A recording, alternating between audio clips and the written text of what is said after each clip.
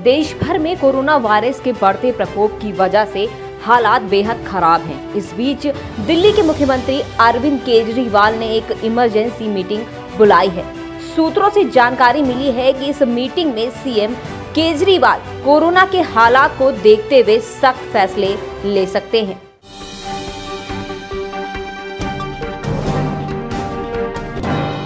दो घंटे से कम की घरेलू फ्लाइट में आज से नहीं मिलेगा खाना। जी हां, कोरोना के खतरे के चलते फैसला। हालांकि 2 घंटे से ज्यादा के समय वाली उड़ानों में यात्रियों के लिए डिस्पोजेबल कटलरी में प्रीपैक्ड फूड उपलब्ध रहेगा। कोरोना के बिगड़ते हालात को देखते हुए केंद्र सरकार ने ये निर्णय लिया है।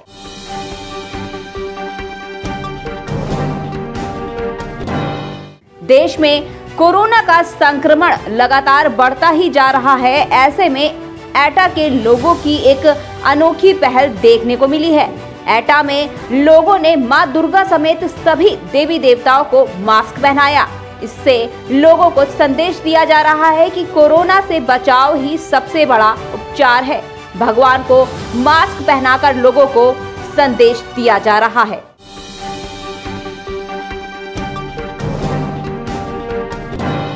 अमेरिका के बाद अब दक्षिण अफ्रीका ने भी जॉनसन एंड जॉनसन कोविड-19 टीके का इस्तेमाल रोकने का फैसला किया है। ऐसी खबरें आई थी कि कंपनी का टीका लगवाने वाली 6 महिलाओं के शरीर में खून के थक्के जम गए और साथ ही प्लेटलेट्स गिर गए। गौरतलब है कि स्वास्थ्य मंत्री ज्वेरी मिजे ने मंगलवार शाम को एक बयान में कहा था कि इस परामर्श के पता चलने के बाद मैंने हमारे वैज्ञानिकों के साथ तत्काल विचार विमर्श किया, जिन्होंने सलाह दी है कि US food and drug administration के फैसले को हल्के में नहीं लिया जा सकता।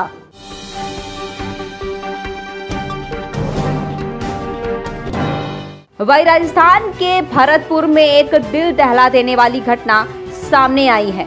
यहाँ एक खड़ी कार में दम घुटने से 3 मासूम बच्चियों की मौत हो गई है। वो सभी अपनी मां के साथ एक सत्संग में शामिल होने के लिए आए थे। घटना के बारे में सुनकर लोगों के रोंगटे खड़े हो गए हैं।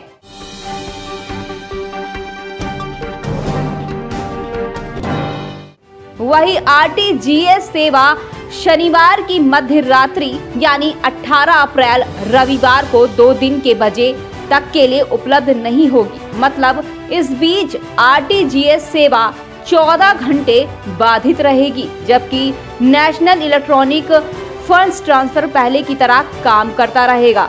इस बारे में आरबीआई ने जानकारी दी है। दरअसल डिजास्टर रिकवरी समय को और बेहतर करने के लिए तकनीकी रूप से उन्नत बनाने के वास्ते ये सेवा उपलब्ध नहीं होगी।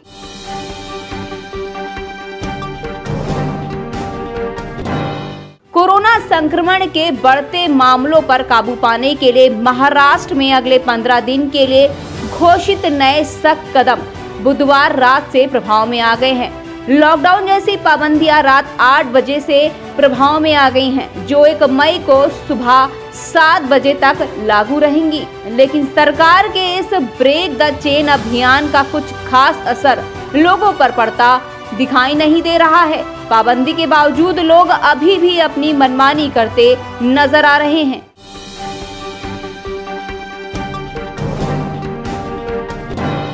देश में कोरोना की रफ्तार बेकाबू होती नजर आ रही है। देश की वर्तमान स्थिति ये है कि बीते एक दिन में 2 लाख नए मामले सामने आए हैं। देश में बहुत तेज रफ्तार से फैल रहे कोरोना की दूसरी लहर के बीच देश के कई प्रमुख डॉक्टरों ने सरकार से जल्द लॉकडाउन लगाने की अपील की है। देश में कोरोना महामारी के कारण पैदा हुए स्वास्थ्य संकट से निपटने के लिए अग्रणी डॉक्टरों का मानना है कि जल्द से जल्द लॉकडाउन लग जाना चाहिए। साथ ही उन्होंने कहा कि कई राज्यों में स्वास्थ्य संबंधी बुनियादी ढांचों में मुश्किलें पैदा हुई हैं। इससे दुरुस्त करने के लिए देश में लॉकडाउन की जरूरत है।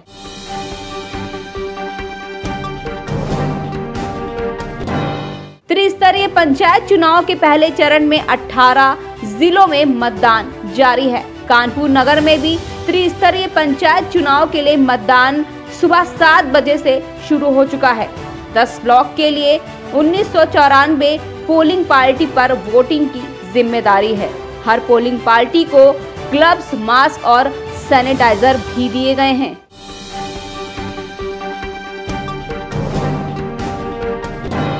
वहीं पूरे देश में कोरोना की रफ्तार बेकाबू हो चुकी है। पिछले 24 घंटे में भारत में कोरोना के करीब 2 लाख नए मामले सामने आए हैं, जबकि लगातार दूसरे दिन 1000 से अधिक मौतें हुई हैं। कोरोना के पॉजिटिव मामले बढ़ने के मुकाबले कोविड-19 मरीजों के ठीक होने की दर में गिरावट आई है। मृत्यु दर में भी नए रिकॉर्ड बन रहे हैं। ऐसे में लोगों के अंतिम संस्कार के लिए काफी इंतजार भी करना पड़ रहा है।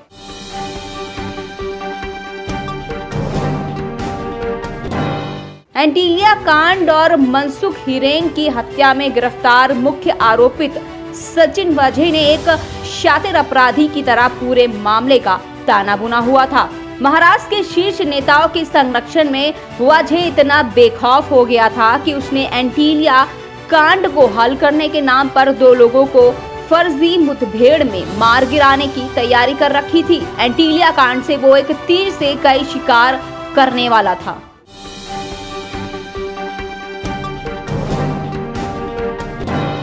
पवित्र नगरी हरिद्वार में चल रहे कुंभ में आज बैसाखी मेष संक्रांति के पावन अवसर पर तीसरा शाही स्नान किया गया। आज 13 अखाड़ों के साधु संतों ने शाही स्नान किया। गौरतलब है कि बैसाखी का स्नान चारों शाही स्नान और कुंभ के संयुक्त 11 स्नानों में सबसे महत्वपूर्ण माना जाता है। वहीं कोरोना संक्रमण के बीच इस साल बैसाखी पर यहां 6 लाख श्रद्धालु आस्था की डुबकी लगाने पहुंचे हैं।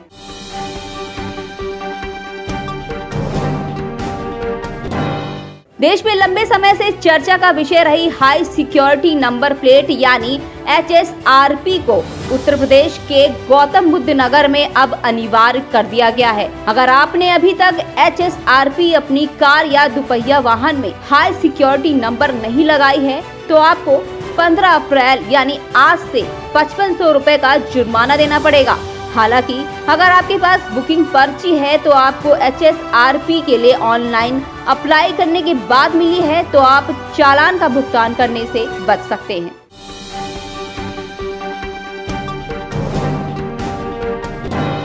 कोरोना संकट के चलते महाराष्ट्र में 15 दिन लॉकडाउन जैसे कठोर पाबंदियां घोषित कर दी गई हैं। साथ ही मुख्यमंत्री उद्धव ठाकरे ने 5446 करोड़ रुपए के निर्धारित पैकेज की भी घोषणा की है। इसके अगले दिन मुख्यमंत्री ने प्रधानमंत्री नरेंद्र मोदी को पत्र लिखकर अनुरोध किया कि महामारी को प्राकृतिक आपदा के रूप में माना जाए और राष्ट्रीय आपदा प्रतिक्रिया कोष के तहत प्रभावित लोगों की आर्थिक मदद की जाए।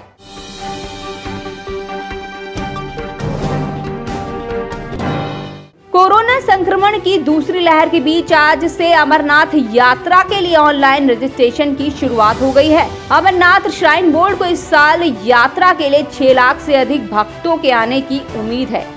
56 दिनों तक चलने वाली ये वार्षिक यात्रा इस बार दोनों ही रूट से एक साथ शुरू होगी।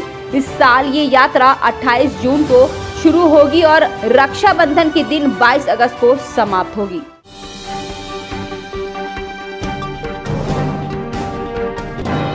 सुशांत सिंह राजपूत मौत मामले में ड्रग एंगल के सामने आने के बाद एनसीबी साहिल शाह को मुख्य संदिग्ध मानते हुए चल रही है। मिली जानकारी के मुताबिक एनसीबी ने अब साहिल शाह के 2 ड्रग्स तस्करों को गिरफ्तार कर लिया है। वहीं साहिल शाह की तलाश एनसीबी ने अब शुरू कर दी है। एक अधिकारी ने इस बात की जानकारी दी है, साथ ही बताया कि साहिल मुंबई का रहने वाला है और शहर में रहकर ही अंतर्राष्ट्रीय ड्रग तस्करी गिरोह चलाता है।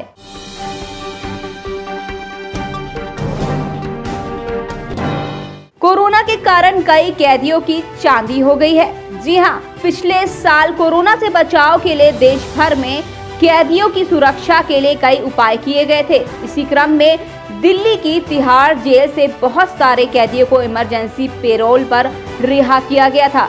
इन कैदियों में से कुछ ने तो अब सरेंडर भी कर दिया है, लेकिन अभी भी बड़ी संख्या में कैदी फरार चल रहे हैं। तिहाड़ जेल के मुताबिक कोरोना की शुरुआत में 6,740 कैदियों को रिहा किया गया था, जिनमें से 3,468 कैदियों का कोई अता पता नहीं है। इन कैदियों की खोज खबर न मिलने के कारण तिहाड़ प्रशासन ने दिल्ली पुलिस से इन कैदियों को पकड़ने के लिए मदद की गुहार लगाई है।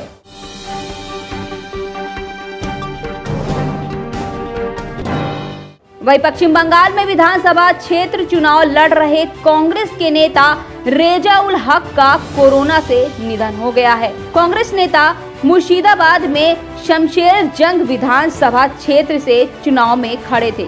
वे कुछ दिन पहले कोरोना से पीड़ित हुए थे।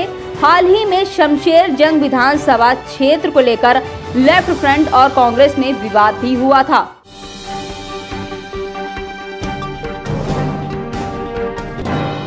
इंडियन प्रीमियर लीग के 14वें सीजन के 7वें मुकाबले में आज शाम 2 युवा कप्तानों का मुकाबला होगा। दिल्ली कैपिटल्स और राजस्थान रॉयल्स की टीम आमने सामने होगी। एक तरफ होंगे ऋषभ पंत तो दूसरी तरफ होंगे संजू सैमसन। इन दोनों को ही इस सीजन में टीम की कप्तानी करने का मौका दिया गया है। दिल्ली पहला मैच जीत चुकी है, जबकि राजस्थान को हार मिली थी।